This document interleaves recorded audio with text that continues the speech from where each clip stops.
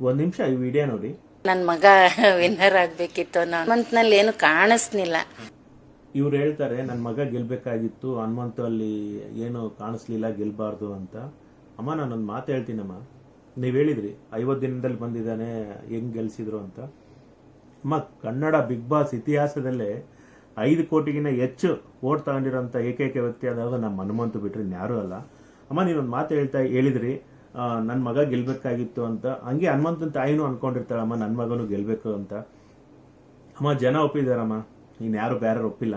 ಇವತ್ತು 5 ಕೋಟಿ ಜನಕ್ಕಿಂತ ಜಾಸ್ತಿ ಒಬ್ಬರನ್ನ ಆಯ್ಕೆ ಮಾಡಿದಾರೆ ಅಂದ್ರೆ ಸುಮ್ಮನೆ ಅಲ್ಲಮ್ಮ. ನಾನೊಂದು ಮಾತು ಹೇಳ್ತೀನಮ್ಮ, ಮನುಷ್ಯ ಬಿಗ್ ಬಾಸ್ಗೆ ಬಂದಾಗ ಹೇಗಿದ್ನೋ ಕೊನೆವರೆಗೂ ಟ್ರೋಫಿ ಹಿಡ್ಕೊಂಡೋಗು ಹಂಗೆ ಇದ್ದ, ಅದರಿಂದನೇ ಗೆದ್ದಿದ್ದಮ್ಮ.